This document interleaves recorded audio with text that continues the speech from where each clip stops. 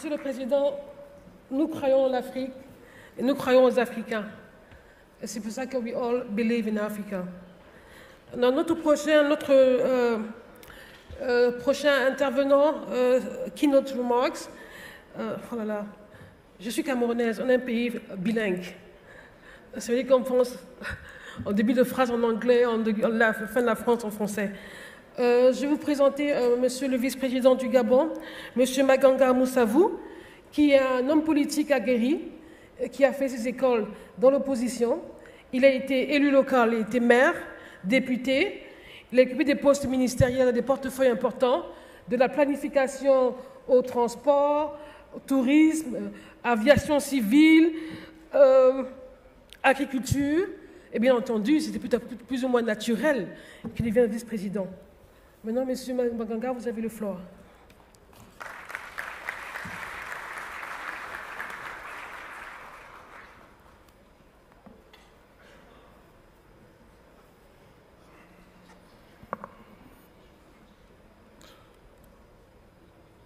Monsieur le Président de l'Union africaine, je voudrais, avant que de commencer, appuyer vos paroles en vous rappelant que Agrippine, s'agissant de la Libye, flétrissant les rapines des Romains, disait ceci, écrivait ceci: là où ils ont fait un désert, ils disent qu'ils ont apporté la paix. Et vous avez parfaitement raison de dénoncer cette situation devenue scabreuse et qui gangrène une bonne partie de l'Afrique, si ce n'est toute l'Afrique. Excellences, Monsieur le Président Alpha Condé, président en exercice de l'Union africaine, Monsieur le Premier ministre reine de l'Irlande, Monsieur le Président de l'Institut Amadeus, M. Brahim Fassifieri, Excellences, Mesdames, Messieurs, distingués invités. À l'entame de mon propos, je voudrais, au nom du Président de la République gabonaise, chef de l'État, son Excellence Ali Bongo Ondimba, dire aux organisateurs des présentes assises que c'est un honneur pour le Gabon d'y prendre part. Ce 10e anniversaire de MEDE, forum international créé en 2008, est le principal événement organisé par l'Institut Amadeus. C'est pourquoi, au fil des éditions, le forum s'est graduellement imposé comme rencontre géostratégique en Afrique et dans le monde arabe. Excellences, Mesdames et Messieurs, le forum est aujourd'hui l'une des plus importantes manifestations géopolitiques et économiques organisées au Maroc par une structure non gouvernementale. En Afrique, les MEDE tentent de réunir l'ensemble du continent dans sa diversité. En effet, depuis son accession au trône, Sa Majesté le roi Mohamed VI fait de l'Afrique une priorité dans la diplomatie du royaume et de la coopération sud-sud, un levier de partenariat nord-sud rénové. Cet ancrage du Maroc sur le continent africain, jadis commercial, politique et spirituel, revêt aujourd'hui un aspect économique, social et humain qui découle d'une stratégie globale à l'adresse du continent afin de renouer avec une coopération séculaire, rayonnante et multidimensionnelle. Le Maroc dispose à cet effet d'une vision claire en matière de co-développement qui donne la priorité à l'échange, au partage, au développement humain et au transfert d'expertise et de compétences selon une logique de gagnant-gagnant. On ne peut mieux résumer cette approche du Maroc en matière de co-développement qui fait de cette coopération sud-sud un modèle qui séduit de plus en plus, notamment en Afrique. Aussi, la nouvelle approche du Maroc dans ses relations avec le continent africain a donné un nouveau sens à la coopération sud-sud susceptible de promouvoir le co-développement et capable de s'affranchir des pratiques conventionnelles qui ont marqué les relations nord-sud, sans pour autant perdre de sa position de partenaire privilégié avec l'Europe et le reste du monde. Et la nouvelle vision du Maroc pour l'Afrique constitue une initiative audacieuse et décisive vers des relations de partenariat nord-sud plus équilibrées et plus équitables. Mesdames et messieurs, aujourd'hui, le MEDE, sous le thème « Afrique, de l'émergence d'un continent à la puissance des nouveaux lions », voit la nécessité d'accroître les relations entre les pays émergents et les pays développés du Sud afin de favoriser leur développement, limiter leur dépendance vis-à-vis des grandes puissances économiques mondiales. Les pays du Sud jouent un rôle majeur et objectif quant aux négociations universelles sur les changements climatiques et la biodiversité.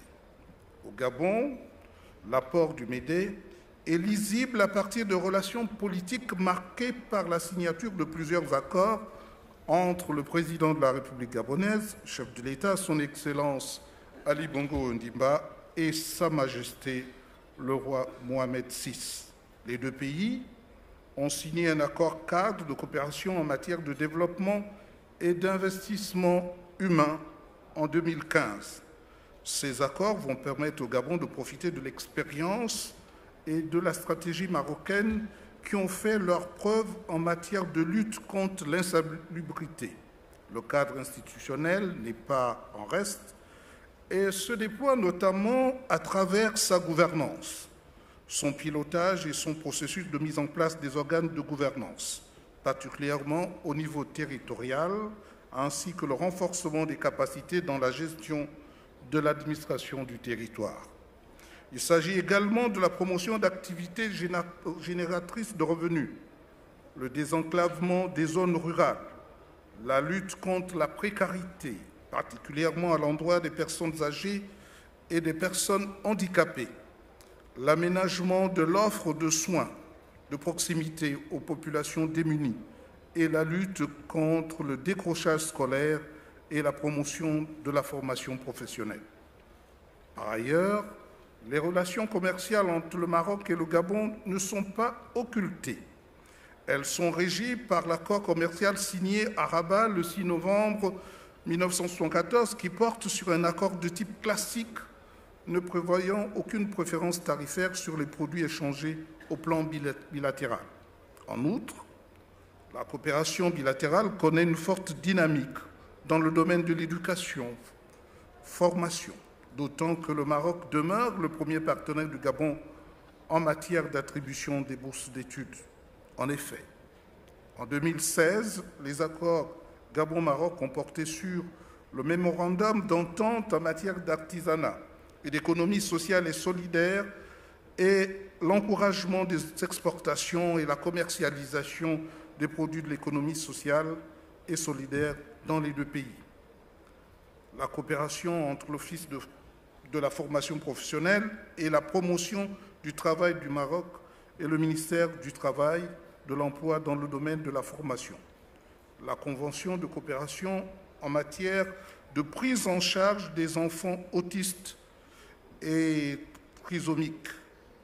La mise en place des unités médicales d'hémodialyse dans 4 communes du Gabon. Il en va aussi de la consolidation et du renforcement de la coopération bilatérale en matière environnementale par la visite du secrétaire d'État en charge du développement rural, Madame Neza El Wafi, le 17 juin 2017 à Libreville. Cette relation Gabon-Maroc est d'une importance capitale dans la stratégie de coopération sud-sud mise en place par le Maroc en Afrique, tant sur le plan économique que socio-culturel. Elle permet en effet de lutter contre la pauvreté et favoriser la baisse de la précarité, Ceci traduit l'initiative nationale de développement humain, INDH, du roi de Sa Majesté le roi Mohamed VI, avec pour objectif de réparer les distorsions éventuelles induites par une croissance économique forte. La mise en place de la stratégie d'initiative humaine du Gabon est une initiative similaire. Précurseur de l'expérience de l'initiative nationale de développement humain faite par le Maroc dans les pays africains, le Gabon, en sa qualité de pays en quête d'émergence, dispose des savoir-faire qui peuvent être développés, notamment dans le cadre de la formation, de l'insertion professionnelle et de la réinsertion des jeunes en envoyant les jeunes bacheliers gabonais au Maroc pour poursuivre leurs études et leur garantir un emploi au Gabon à partir des entreprises forestières dans la transformation du bois, par exemple. C'est pour cette raison qu'on parle de l'exportation de l'expérience marocaine dans le cadre de politique étrangère africaine. Dans le même sens, la libre circulation des personnes par la suppression des visas a été favorable concernant les échanges entre les deux pays. On enregistre un nombre considérable d'entreprises marocaines installées au Gabon, notamment dans les secteurs tels que la banque, les mines, les télécommunications et le BTP. On en veut pour preuve le groupe immobilier ADO, Satram, Gabon Télécom et le groupe Attijari Wafa Bank. Le Gabon, pays équatorial, est le 11e client du Maroc en Afrique subsaharienne et son 3e client parmi les États de la CEMAC. Ainsi, le Maroc renforce une coopération diversifiée avec le Gabon comme zone principale de la sous-région, même s'il faut reconnaître que subsistent encore quelques écueils quant à un déploiement plus large de cette coopération. C'est le cas notamment des taxes douanières, le déficit énergétique dont les besoins sont évalués à environ 50%. En matière d'habitat, le déficit de logement est évalué à plus de 200 000 unités. Les secteurs comme l'agriculture, les infrastructures, la logistique, l'écotourisme, la formation professionnelle et l'enseignement supérieur sont autant de potentiels dans lesquels le Maroc pourrait investir durablement au Gabon. Mais au-delà de relations bilatérales exemplaires qui marquent une coopération remarquable sud-sud, grâce à l'amitié sans pareille que se vouent nos deux chefs d'État, prise globalement, l'Afrique gagnerait à s'assumer en ayant confiance en elle-même pour s'assurer un développement durable de l'ensemble du continent.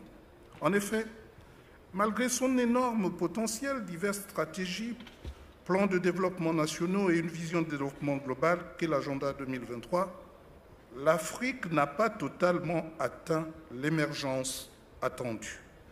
Pour cela, de nombreux défis en matière économique, sociale et politique restent à relever afin de répondre aux exigences du continent. En matière de développement, le Gabon s'est doté d'un plan stratégique Gabon émergent, PSGE, qui a pour ambition d'accélérer la diversification de l'économie nationale à travers la valorisation des secteurs du bois, des douanes, de l'énergie, des hydrocarbures, de l'agriculture, du tourisme et du numérique, qui fait dire au Fonds monétaire international que le Gabon résiste mieux à la crise qui obère nos économies et limite drastiquement nos croissances, parce que le Gabon, en diversifiant son économie, en la tournant résolument vers l'agriculture, tout en incitant fortement les opérateurs économiques du domaine forestier à transformer davantage cette ressource afin de capter de nouveaux marchés, a su amortir le choc de l'effondrement du prix du baril de pétrole. Ainsi, il a amorcé avec optimisme un réel regain de croissance. Je m'en voudrais si je ne mettais pas par ailleurs l'accent sur la vision d'une Afrique qui n'a jamais su créer les conditions pour retenir ses enfants, les meilleurs sans doute, ceux qui osent au péril de leur vie se lancer à la recherche d'un paradis perdu. Pour éviter le spectacle pitoyable des vagues successives qui rejettent sur les plages les corps sans vie des jeunes Africains, Nous nous devons d'inventer des solutions pour relever le défi de faire de l'Afrique un vaste et nouveau paradis où on y trouve déjà de grandes opportunités. C'est un défi urgent de lutter contre la précarité, source d'insécurité pour les pays du Nord comme pour les pays du Sud. Ce n'est donc pas en créant des îlots de prospérité que l'Afrique s'en sortira. Aussi, ces îlots de prospérité se doivent cependant de tracter les îlots de pauvreté, afin que les pays comme le royaume chérifien ne soient pas à leur tour submergés par l'afflux des personnes qui sont en quête d'un mieux-être.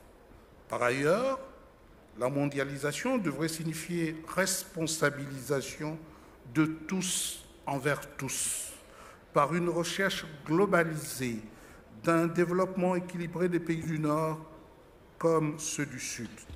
Il me semble que le message qui est envoyé désormais que personne ne vivra en paix dans son pays, ne jouira plus paisiblement de ses atouts si le voisin croupit dans la misère, si les pays du Sud continuent de regarder avec envie les pays du Nord.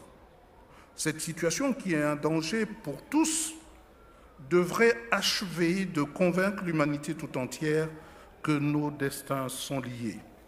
Pour conclure, ensemble, à commencer par l'Afrique, par une gouvernance saine, volontaire, anticipatrice des besoins d'une jeunesse africaine avide de tout, créons la prospérité partout par une coopération sud-sud où le partage, y compris celui de production, pallierait les carences des zones peu fertiles pour mieux lutter contre la faim et la précarité tout en évitant la spoliation de nos terres.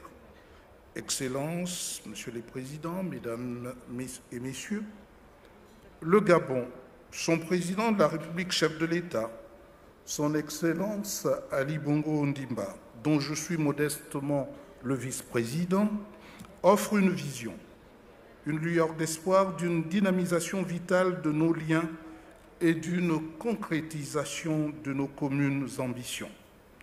Merci au Médé de Tanger pour l'opportunité qui nous a été donnée de porter ce plaidoyer pour l'Afrique et le monde dans sa globalité.